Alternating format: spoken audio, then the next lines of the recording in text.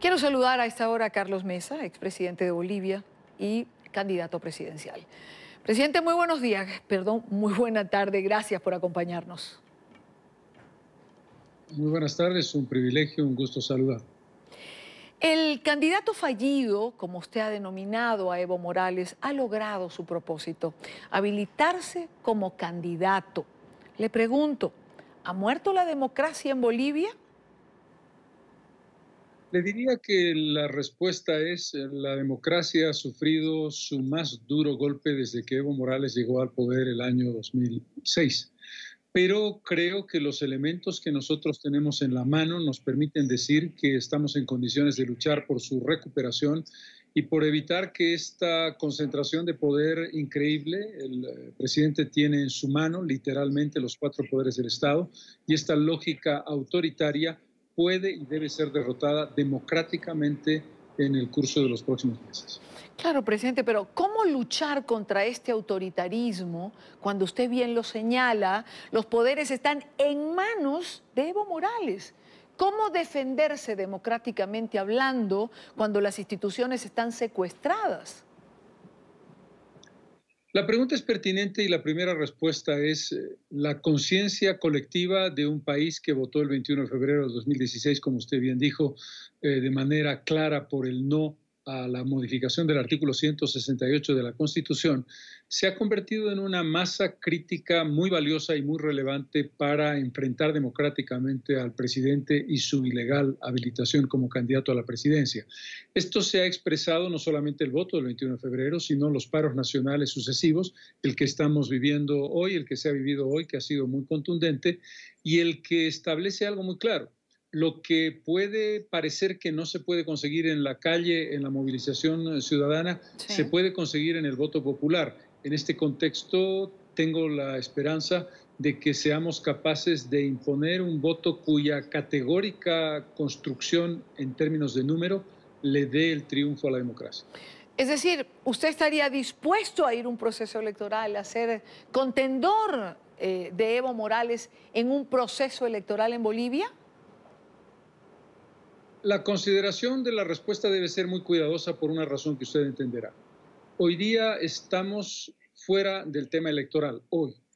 El 21 de febrero, la defensa del 21 de febrero me coloca a mí como ciudadano de a pie, respaldando lo que fue la movilización y el paro nacional. Y no mezclar el tema electoral con el tema de la repulsa ciudadana a la inhabilitación ilegal del presidente. Dicho esto, hay que hacer una consideración fundamental, que es, sería un gravísimo error ir a la abstención o decir no vamos a contender electoralmente con un candidato ilegítimo, porque eso es legitimarlo. Y eso lo que haría no es otra cosa que regalarle al presidente una estepa muy clara, muy plana, muy fácil para llegar a ser presidente sin esfuerzo ninguno el 2020, y eso no lo podemos admitir. Por lo tanto, sería un error creer que la defensa del 21 de febrero es la abstención. La defensa del 21 de febrero es prolongarlo en una lucha electoral en la que vayamos a demostrar que se puede derrotar a quien no puede ni debe ser candidato. Ahora, le hago otra pregunta en relación a este tema. ¿La oposición boliviana está en capacidad de unificarse para presentar una opción que se contraponga a la de Evo Morales? Porque finalmente la unidad es lo que lleva a que el pueblo logre su objetivo en un escenario como este, presidente. La unidad total es deseable, es necesaria, pero hay que ser realista, no será fácil. Pero lo importante aquí es el criterio de unidad, de concepción de lo que se está luchando y de lo que está en juego que tiene el propio elector y el propio votante. Mi impresión es que vamos a vivir un proceso electoral polarizado en el que el pueblo boliviano, sobre todo aquella mayoría que está en contra de esta habilitación ilegal del presidente, va a establecer, uno, un voto por una opción con posibilidades, y dos, un voto en contra de la prolongación indefinida en el poder del presidente. Es decir, la polarización la va a dar independientemente de qué grado de unidad logre la oposición, trabajo que tenemos que hacer y que es una obligación, la dará el propio votante. Tengo que hacerle necesariamente esta pregunta. ¿Con qué garantías electorales se va a un proceso donde las instituciones están secuestradas por el Estado. Lo hablamos hace unos segundos. No se corre el riesgo de que pase como en Venezuela, por ejemplo, donde el Consejo Nacional Electoral está absolutamente tomado, aunque tenga autoridades, está tomado por el Ejecutivo. Es una pregunta válida y es una excelente pregunta en su contenido. Primero, responderle que sí. Lo que hizo el Tribunal Supremo Electoral hace 2 días aquí en Bolivia es una muestra de que el Tribunal Supremo es parte, un brazo ejecutor de los poderes que controla el presidente, aunque debo subrayar que 2 miembros de ese tribunal votaron en disidencia y han decidido no renunciar a su cargo, lo cual hay que destacar por su valentía. Pero yendo a la pregunta, sí. Es muy difícil creer que el Tribunal Electoral va a garantizar un proceso transparente, aunque los mecanismos existentes de protección de voto no creo que sean fáciles de romper el día de la elección. Lo que vamos a vivir es una arbitrariedad interminable y un uso sin límite de los recursos del Estado por parte de los candidatos ilegales.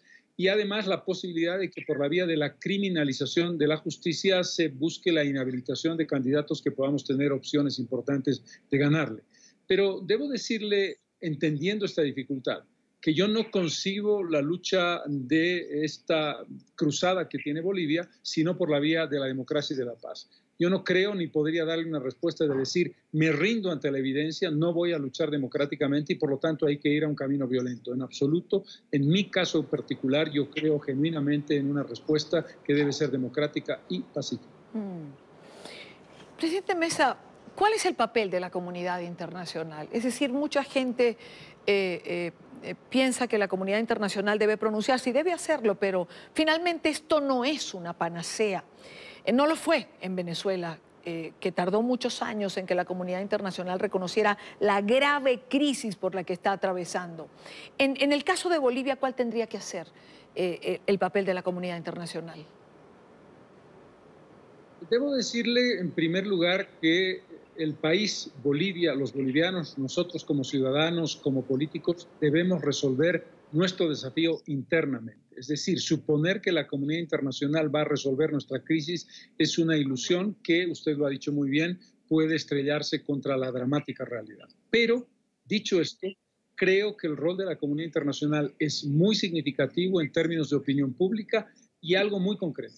Lo que a mí me parece que es un imperativo es que la Corte Internacional de Justicia de la Organización de Estados Americanos, la CIDH, debe hacer imperativamente una interpretación correcta del artículo 23 de la Carta Interamericana de Derechos Humanos. Se debe terminar con esta locura de aceptar que se están violando los derechos humanos de los poderosos cuando el artículo 23 claramente establece la defensa de los derechos de los ciudadanos contra el poder y el poderoso, no puede ampararse en ese artículo cuando además sus propias constituciones marcan que la limitación del poder es un imperativo de nuestros textos constitucionales. Y la Corte debe hacer esa interpretación porque ya son 4 países que han utilizado arbitraria y sesgadamente esa interpretación francamente inaceptable. Costa Rica, Honduras, lo ha hecho Nicaragua y Bolivia. En el caso de Bolivia, con el agravante de que el referéndum del 21 de febrero es soberanía popular que está por encima de cualquier consideración de carácter menor. Permítame un minuto, presidente, para entender el contexto, sobre todo para nuestra teleaudiencia. Yo quiero compartir el artículo 23 de la Convención Americana sobre los Derechos Humanos, que es lo que le ha servido a estos 4 países, que es lo que está explicando el presidente Mesa, y sobre lo que el Tribunal Constitucional dictaminó en el caso de Evo Morales. Dice: todos los ciudadanos deben gozar de los siguientes derechos y oportunidades. Primero, de participar en la dirección de los asuntos públicos directamente o por medio de representantes libremente elegidos.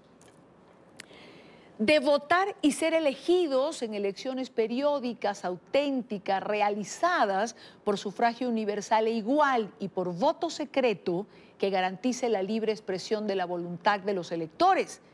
obtener acceso en condiciones generales de igualdad a las funciones públicas de su país.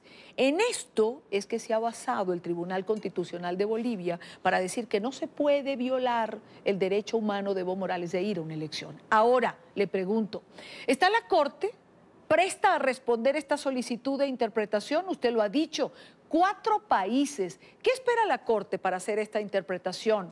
No puede ser que es decir, que se alegue como derecho humano el de alguien que quiera ir a una elección y esto deje por detrás el derecho de un país a tener o a que se respete su constitución. Sí, usted tiene razón. Y la pregunta tiene que ser respondida y no pueden hacerse a los distraídos, ni dar vuelta a la cara, ni dilatar de manera indefinida una cuestión que es extremadamente grave. Si fuera un solo caso, podríamos hablar de una excepción. Cuando son 4, podemos hablar de una epidemia que puede prolongarse y extenderse en otras naciones hacia la búsqueda de una reelección indefinida. Tenemos hasta octubre del año 2019, que será el día de la elección, para que la Corte se pronuncie claramente en una interpretación que no puede ser otra que decir no se puede reconocer, como lo ha dicho ya la Carta de Venecia, como un derecho humano violado el que un presidente quiera prolongarse indefinidamente en el poder. Yo creo que debemos hacer presión desde varios sectores sobre la Corte Interamericana a través de la Comisión Interamericana de Derechos Humanos para que se pronuncie, pero no solamente se pronuncie, sino que lo haga en tiempo. De nada nos sirve un pronunciamiento que llegue el año 2020 o el año 2021 cuando ya no tiene ningún efecto. Una última pregunta, presidente Mesa. El 70% de los bolivianos está en desacuerdo con esta habilitación de la candidatura del presidente Morales. ¿Está consciente el pueblo de Bolivia el poder que significa el no estar de acuerdo? ¿El poder que significa la movilización popular?